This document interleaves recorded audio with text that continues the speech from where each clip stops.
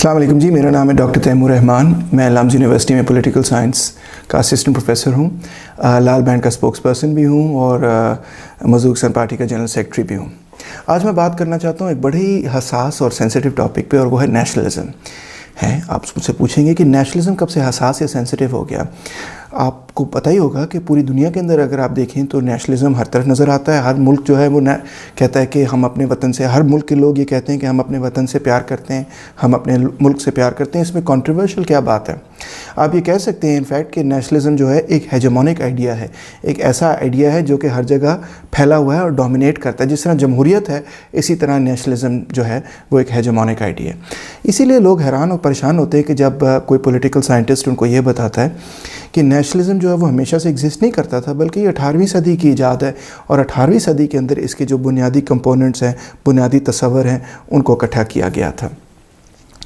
दर हकीकत जब हम पुरानी तारीख़ में जाते हैं, एंशिएंट हिस्ट्री में जाते हैं या मिडीवल हिस्ट्री में जाते हैं, तो हमें ये पता चलता है कि उस ज़माने की जो रियासतें कायम थीं वो एम्पायर्स थे, और एम्पायर्स जो हैं वो नेशनलिज्म की डॉक्ट्रिन को नहीं इस्तेमाल करते थे, बल्कि उसमें कई ज़बानों के लोग रहा करते थे। मिसाल के तौर पे रोमन एम्पायर की हम बात कर सकते हैं, हम बेज़ंटीन एम्पायर की बात कर सकते हैं, पर्शियन एम्पायर की बात कर सकते हैं, हम इस्लामी खिलाफत की भी बात कर सकते हैं। ये तमाम एम्पायर जो थे उनके अंदर कई ज़बानों के लोग रहा करते थे, और तो लिहाजा ये कोई एक नेशन की नुमाइंदगी ना तो करते थे, ना ये इस तरह से सोचते थे। रोमन एम्पायर जो है ब्रिटेन से लेके मिडल ईस्ट तक फैला हुआ था। इसी तरह जो पर्शियन एम्पायर है वो टर्की से लेके नॉर्थ इंडिया तक फैला हुआ था। इसी तरह आप देखें कि जो खिलाफत है वो पूरे नॉर्थ अफ्रीका में से लेके मिडल ईस्ट से लेके इंडिया पाकिस्तान तक उसकी एक एक्सपेंस थी। तो ये तमाम ऐसी रियासतें थी जहाँ पे कई ज़बान लोग बोला करते थे, और किसी एक नेशन पे इनकी आइडेंटिटी नहीं हुआ करती थी। अगर इनकी आइडेंटिटी होती थी तो या तो मज़हबी आइडेंटिटी होती थी, या फिर जो उनका बादशाह है या रूलिंग फैमिली है उसके हवाले से उनकी आइडेंटिटी होती थी। जिस तरह हैब्सबर्ग एम्पायर का नाम हैब्सबर्ग इसीलिए पड़ा था क्योंकि वो एक रूलिंग फैमिली थी। तो नेशंस कैसे पैदा हुए? नेशंस ऐसे पैदा हुए कि जब कैपिटलिज्म शुरू हुआ तो सबसे पहले और तजारत शुरू हुई और पहली मंडियाँ बनी, तो लोगों ने जब एक दूसरे के साथ तजारत करनी शुरू की तो ज़ाहिर बात है वही लोग एक दूसरे के साथ पहले तजारत कर सकते थे कि जो कि एक दूसरे की ज़बान समझते थे और ज़बान बोलते थे, जो एक दूसरे के करीब रहते थे, जिनका आपस में कोई ना कोई मिलजुल रहता था। जो फ्यूडल सिस्टम था और एशियाटिक सिस्टम उससे भी पुराना था, उसमें जो पिंड हुआ करते थे ना वो बहुत आइसोलेटेड थे, वो एक दूसरे के साथ मिलते नहीं थे, ना एक दूसरे के लिए प्रोड्यूस करते थे। जो मैनर्स, बड़े मैनर्स या फीफ्स होती थी वो अपने अंदर सेल्फ सफिशिएंट हुआ करती थी, या जो इंडियन विलेजेस थी, विलेज कम्युनिटीज़ थी, वो भी अपने अंदर सेल्फ सफिशिएंट हुआ करती थी। अब जब कैपिटलिस्ट सिस्टम पैदा होना शुरू हुआ तो उसमें सबसे पहली चेंज ये थी कि सेल्फ सफिशिएंट प्रोडक्शन के बजाय उन्होंने ये सोचा कि मंडी के लिए पैदावार की जाए। मैं अशिया अपने इस्तेमाल के लिए या अपने ख़ानदान या अपने पिंड के इस्तेमाल के लिए ना बनाऊं, बल्कि मैं अशिया बनाऊं, मैं जाके मंडी में बेचूं और फिर वो चीज़ें हासिल करूं जिनकी कि मुझे ज़रूरत है। तो लिहाजा ऐसी कम्युनिटीज़ इकट्ठी हुई, ऐसी नई कम्युनिटीज़ डेवलप हुई जिनकी बुनियाद ये थी कि वो खाना बदोश नहीं थी, स्टेबल कम्युनिटीज़ थी, नंबर एक। नंबर दो ये कि वो एक ही ज़बान एक दूसरे से बोलती थी। ज़ाहिर बात है एक ज़बान बोलेंगे तो आप दूसरे से पूछेंगे कि आटा कितने भाव का है, कि इसकी कीमत क्या है, वगैरह वगैरह। अगर आप एक ज़बान नहीं बोलेंगे या कोई कॉमन लैंग्वेज आपके दरमियान नहीं होगी तो आपको बड़ा मुश्किल होगा कि आप जो है रेगुलरली एक दूसरे से तिजारत करें।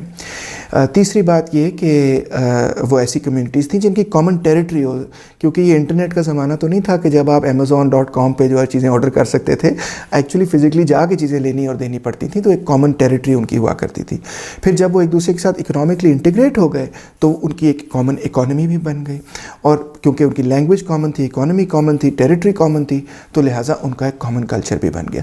तो ये 5 खसूसियात हैं कि जिनके नतीजे में नेशंस की डेफिनेशन हुई और नेशंस डेवलप हुए। क्या थे दोबारा बता देता हूँ। स्टेबल कम्युनिटी यानी कि खाना बदोश ना हो, कॉमन लैंग्वेज, एक दूसरे से कम्युनिकेट कर सकें, कॉमन टेरिटरी हो, कॉमन कल्चर और कॉमन इकोनॉमी हो। ये 5 खसूसियात थी कि जिनकी बुनियाद पे ऐसी कम्युनिटीज़ बनी जिन्होंने अपने आप को कौम कहना शुरू किया। मिसाल तौर पे उन्होंने अपने आप को कहना शुरू कह दिया कि हम इंग्लिश हैं, O V are French, they began to से। सारी बात है फ्रांसीसी ज़बान में, अंग्रेज़ी ज़बान में नहीं। अच्छा, ये कम्युनिटीज़ जैसे जैसे अमीर हुई, कैपिटलिस्ट डेवलपमेंट इनके अंदर हुई, ये दौलतमंद हुई, तो इन कम्युनिटीज़ ने जो उस ज़माने की बड़ी बड़ी लैंडेड कम्युनिटीज़ थी और लैंडेड बादशाह थी, उनके کے خلاف بغاوت کی، اور جب بغاوت کی اور یہ کمیونٹیز بذات خود ان کے جو قائد تھے وہ لیڈرز بنے اور انہوں نے ریاستیں انہوں نے بنائیں، تو یہ کمیونٹیز کیونکہ ایک نیشن پر مشتمل تھیں تو یہ پہلے نیشن سٹیٹس بنے. اور اس کی سب سے کلاسیکل اگزامپل جو یا تو آپ کو انگلینڈ میں ملتی ہے یا اس سے بھی زیادہ آپ کو فرینچ ریولوشن میں فرانس میں ملتی ہے. تو فرانس ایک نیشن تھا، نیشن بنا کیپٹلسٹ ڈیولپمنٹ کی وجہ سے، اور جو فرینچ اسٹیٹ بنا فرینچ ریولوشن کے بعد وہ ایک نیشن اسٹیٹ بنا. تو یہ جو پہلے نیشن سٹیٹس بنے، اور خاص طور پہ فرانس کا جو نیشن سٹیٹ بنا، پہلے تو فرینچ ریولوشن پہ حملہ کر دیا باقی ارد گرد کی ریاستوں نے، انہوں نے اپنے آپ کا دفاع کیا، پھر دفاع کرنے کے بعد انہوں نے ان پر حملہ کر دیا اور کئی ساری ریاستوں کو کانکر کر دیا. یہ نپولین کا نام آپ نے سنا ہوگا، نپولین بوناپارٹ، اس نے یورپ پہ اٹیک کیا.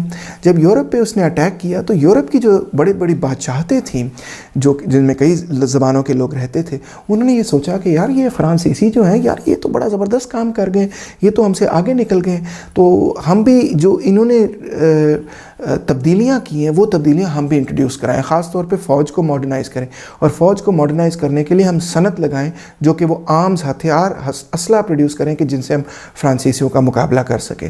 تو لہٰذا انہوں نے وہ صنعت انٹروڈیوس کرنی شروع کی جس کے نتیجے میں کیپٹلزم ڈیولپ ہوا. تو اگر انگلینڈ اور فرانس کے اندر کیپٹلزم نیچے سے پیدا ہوا اور پھر اوپر تک گیا، اوپر تک ابھرا، یعنی اوپر جو تھی فیوڈل کلاس تھی اور نیچے کیپٹلزم پیدا ہوا اور پھر انہوں نے فیوڈل کلاس کو اوور تھرو کیا، تو باقی یورپ کے اندر بالکل اس کا الٹ پروسیس شروع ہوا. باقی یورپ کے اندر اس طرح ہوا کہ جو فیوڈل کلاس تھی بذات خود اس نے یہ سوچا کہ یار انگلینڈ اور فرانس والے لوگ تو آگے نکل گئے، ہم بھی یہ تبدیلیاں کریں اور اس سرمایہ داری نظام کو جو ہے پیدا کریں.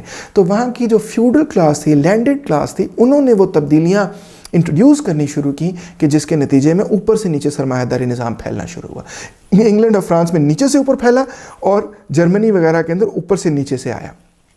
اس کو کہتے ہیں کیپٹلزم فرام ابو. تو جہاں پہ کیپٹلزم فرام ابو ہوا، یہ ریاستیں جو بڑی بڑی ریاستیں تھیں یہ تو ظاہری بات ہے کوئی ایک قوم پر بنیاد نہیں رکھتی تھیں، ابھی قوم تو ڈیولپ ہی نہیں ہوئی تھی، جرمن قوم ابھی ڈیولپ ہی نہیں ہوئی تھی، ایون پرشین قوم ابھی ڈیولپ نہیں ہوئی تھی، تو پہلے ہی کیپٹلسٹ ڈیولپمنٹ اوپر سے شروع ہو گئی. تو یہاں پہ جو ریاستیں بنی وہ ملٹی نیشنل ریاستیں تھیں، ان کے اندر ایک قوم نہیں تھی، ان کے اندر کئی قومیں تھیں، اور جیسے جیسے کیپٹلزم پھیلا تو وہ قومیں جو ہیں وہ اپنے آپ کو پہچاننا شروع ہو گئیں اور they came to political life, یعنی کہ وہ انہوں نے اپنا سیاسی اظہار کرنا شروع کیا. اب سرمایہ داری نظام کے کچھ چند معاشی اصول ہیں جن سے بچا نہیں جا سکتا. وہ یہ ہے کہ اس میں ہمیشہ لا ہموار ڈیولپمنٹ ہوگی، ان ایون ڈیولپمنٹ ہوگی. جو امیر ہے تھوڑا سا بھی امیر ہو جائے وہ پھر امیر ہوتا چلا جائے گا، اور جو غریب ہے بحیثیت مجموعی وہ غریب مزید اور غریب ہوتا چلا جائے گا. ظاہری بات ہے چند لوگ ہیں جو غریب ہوتے ہیں وہ امیر ہو جاتے ہیں، چند لوگ امیر ہوتے ہیں وہ غریب ہو جاتے ہیں، مگر بحیثیت مجموعی امیر اور غریب کے درمیان فرق بڑھتا چلا جاتا ہے. اور جیسے جیسے امیر اور غریب فردوں کے درمیان یا طبقات کے درمیان فرق بڑھتا چلا جاتا ہے، ویسے ویسے امیر اور غریب قوموں کے درمیان اور ریاستوں کے درمیان فرق بھی بڑھتا چلا جاتا ہے. جو ریاستیں تھوڑی سی سرمایہ کاری کر لیں، سرمایہ داری نظام ڈیولپ کر لیں، وہ آگے نکل جاتی ہیں، اور وہ پھر ان ریاستوں کا، ان لوگوں کا، ان سماجوں کا استحصال کرتی ہیں کہ جو کہ پسماندہ رہ جائیں. اور یہی وجہ تھی کلونیل سسٹم کے قیام کی. یہ جو نو بادیاتی نظام قائم ہوا یہ کیپٹلسٹ سٹیٹس نے قائم کیا، اور اسی وجہ سے کیا کہ جو تیسری دنیا، اب ہم جس کو تیسری دنیا کہتے ہیں، وہاں کی لیبر پاور کو ایکسپلائٹ کر سکیں اور وہاں کے را مٹیریلز کو استعمال کر سکیں. تو ایسے آپ دیکھیں کہ کیپٹلسٹ ڈیولپمنٹ کے نتیجے میں قوموں کے درمیان اور لوگوں کے درمیان جو تصادم ہے وہ تیز ہوتا چلا جاتا ہے، کمزور نہیں ہوتا. اور ایک طرف کیپٹلسٹ ڈیولپمنٹ بذات خود قوموں کے درمیان فرق کو بڑھاتی چلی جاتی ہے. اب دیکھیں نا آج کے یورپ کی جو قومیں ہیں وہ کتنی ایڈوانسڈ ہیں. اگر آپ ان کو ہمارے سے کمپیئر کریں تو فرینکلی سپیکنگ سائنس اور ٹیکنالوجی ہو، کلچر ہو، آرٹ ہو، فرینکلی سپیکنگ مجھے افسوس ہوتا ہے اس بات پہ، مگر معاشی طور پہ وہ بہت زیادہ ترقی یافتہ اور ہم ترقی یافتہ نہیں ہیں. اور یہ درمیان میں فرق جو ہے وہ بڑھتا چلا جا رہا ہے، کم نہیں ہو رہا. اچھا، تو اس کے ساتھ ساتھ مزید یہ چیز شامل ہو جاتی ہے کہ جو قومیں آگے بڑھ جاتی ہیں وہ پھر یہ کہتی ہیں کہ ہم کیوں دوسری قوموں کو حصہ دیں، ہم کیوں ان کو اپنے جمہوری نظام کے اندر یا اپنے ریاست کے اندر یا اپنے سیاسی نظام کے اندر کیوں ان کو حصہ دیں. اگر ہم نے ان کو حصہ دیا تو ضرور یہ کوشش کریں گی کہ اس لا برابری کو برابری میں تبدیل کیا جائے. تو یہ تو ہمیں قبول نہیں ہے، تو لہٰذا ان کو حصہ نہ دیا جائے. تو ایک تو یہ وجہ. دوسری وجہ یہ کہ جو پرانی ریاستیں تھیں اور اس کے اندر جو ملٹی لنگول لوگ تھے, اس کے اندر بھی کچھ ایسی پالیسی ہوا کرتی تھیں کہ ایک قوم کے لوگ دوسرے قوم کو دباتے تھے, تو وہ پالیسیاں جو ہیں وہ چلتی رہتی ایون کیپٹلسٹ سسٹم کے اندر بھی.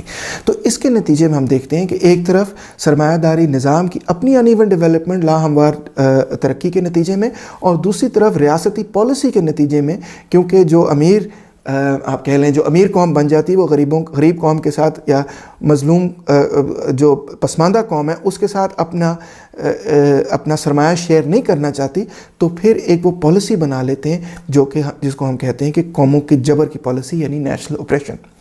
اب نیشنل اوپریشن کی جب پالیسی قائم ہو جاتی ہے, یا نیشنل اوپریشن جب ایز اے فیکٹ قائم ہو جاتا ہے, جب قوموں کے درمیان فرق ایک دوسرے قائم ہو جاتے ہیں, تو ظاہری بات ہے ان کے درمیان کشیدگی بھی ہوتی ہے, اور اسی کے نتیجے میں نیشنلزم بھی جنم لیتا ہے اور ڈیولپ ہوتا ہے. مگر نیشنلزم جو ہے اور جو بائیں بازو کی سوچ ہے, یہ دونوں ایک دوسرے سے بڑی مختلف ہیں. نیشنلزم جو ہے وہ لوگوں کو اکٹھا کرتا ہے اس بنیاد پہ, جو لوگ ایک زبان بولتے ہیں, مثال کے طور پہ ایک ٹیریٹری میں رہتے ہیں, ان کو کہتا ہے کہ آؤ سارے ہم مل کے اکٹھا ہو جائیں. تو مگر جو سوشلزم ہے, جو بائیں بازو کی فلسفی ہے, وہ یہ ہمیشہ کہتے ہیں کہ جو مظلوم لوگ ہیں, غریب لوگ ہیں, محکوم لوگ ہیں, جن پہ جبر ہو رہا ہے, جن پہ استحصال ہو رہا ہے, خواہ وہ کوئی بھی زبان بولتے ہیں, کسی بھی مذہب سے تعلق رکھتے ہیں, ان سب کو اکٹھا ہونا ہے. تو لہٰذا آپ دیکھیں کہ کلاس کانشسنس جو ہے وہ اس طرح سے لوگوں کو آرگنائز کرتی ہے کہ غریب لوگ جو ہیں آرگنائز ہوتے ہیں کہ ان کے خلاف, ان لوگوں کے خلاف جو جاگیردار ہوں, سرمایہ دار ہوں. اور نیشنل کانشسنس جو ہے وہ لوگوں کو اس طرح آرگنائز کرتی ہے کہ وہ لوگ جو کہ ایک زبان بولیں وہ ایک دوسرے کا ساتھ دیں, یا جو ایک ٹیریٹری میں رہتے ہیں وہ ایک دوسرے کا ساتھ دیں. تو فرینچ کیپٹلسٹ جو ہیں وہ اپنے ورکرز کو یہ کہیں گے کہ تو آپ تو فرینچ ہیں, میں بھی فرینچ ہوں, آپ اور ہم ایک دوسرے کو سمجھتے ہیں, آپ کیوں برٹش ورکرز کی اسٹرائک کو سپورٹ کر رہے ہیں. اور برٹش کیپٹلسٹ بھی یہی کہیں گے, جرمن کیپٹلسٹ بھی یہی کہیں گے. یعنی سرمایہ دار طبقہ جو ہے وہ ہمیشہ یہ لوگوں کو سبق سکھانا چاہتا ہے, مزدوروں کو, کہ آپ جو ہیں اپنے ہی حکمران طبقے کا ساتھ دیں, نہ کہ دوسرے محکوم طبقات کا ساتھ دیں جو کہ آپ کی زبان نہیں بولتے. اور ظاہری بات ہے کیونکہ ورکرز ایک دوسرے کی زبان نہیں بولتے تو اکثر ان کے درمیان مس انڈرسٹینڈنگز بھی ہوتی, اور بہت سارے ورکرز کہتے ہیں ہاں میں اپنے سرمایہ داروں کا ساتھ دوں گا, میں کیوں برٹش ورکرز کے ساتھ یونین بناؤں یا ان کی ہمدردی میں کوئی کام وغیرہ کروں. تو کارل مارکس نے جب یہ فلسفہ وغیرہ پریزنٹ کیا اور یہ کہا کہ یہ سمجھایا کہ کس طرح سے دنیا بھر کے محنت کشوں کو, دنیا بھر کے مزدوروں کو, ورکرز آف دا ورلڈ کو یونائٹ ہونا ہوگا, اکٹھا ہونا ہوگا, تو لوگوں نے یہ کہنا شروع کر دیا کہ لے آپ تو قومیت کو ہی نہیں مانتے, آپ تو ملکوں کو نہیں مانتے, آپ تو ملکوں کو ختم کرنا چاہتے ہیں, آپ تو قومیتوں کو ختم کرنا چاہتے ہیں. تو مارکس نے یہ جواب دیا کہ the communists are further reproached with desiring to abolish countries and nationality. But marks نے کہا the working men have no country. We cannot take away from them what they have not got. Urdu میں ترجمہ ہوا کہ کمیونسٹوں پہ یہ الزام لگتا ہے کہ آپ تو ملکوں کو ختم کرنا چاہتے ہیں, آپ تو قومیت پرستی ختم کرنا چاہتے ہیں. اور جب مارکس یہ جواب دیتا ہے کہ مزدوروں کا کوئی وطن نہیں ہوتا, ہم ان سے وہ کس طرح چھین سکتے ہیں جو ان کے پاس ہے ہی نہیں.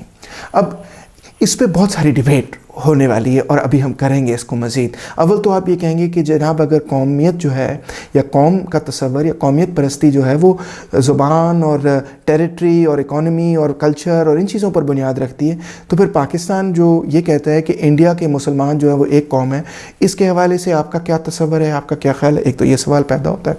دوسرا یہ سوال ہوتا ہے کہ پاکستان کے کانٹیکس کے اندر بھی کہ اگر پاکستان کو آپ ملٹی نیشنل اسٹیٹ سمجھتے ہیں یا ون نیشن اسٹیٹ سمجھتے ہیں, اس کو ون نیشن اسٹیٹ بننا چاہیے, ملٹی نیشنل اسٹیٹ بننا چاہیے, اور پاکستان کے اندر جو بلوچ اور سندھ اور پشتون اور سندھی لوگ رہتے ہیں تو ان کے درمیان کیا پھر تعلقات ہونے چاہیے اور ان رشتوں کو ہمیں کس طرح سے انڈرسٹینڈ کرنا چاہیے اور ریزالو کرنا چاہیے. یہ میرے اگلے ٹاک کا سبجیکٹ ہوگا کیونکہ ہر ٹاک جو ہے اس کو مختصر رکھنا ہوتا ہے, تو امید ہے کہ آپ اس کو بھی فالو کریں گے. Thank you very much.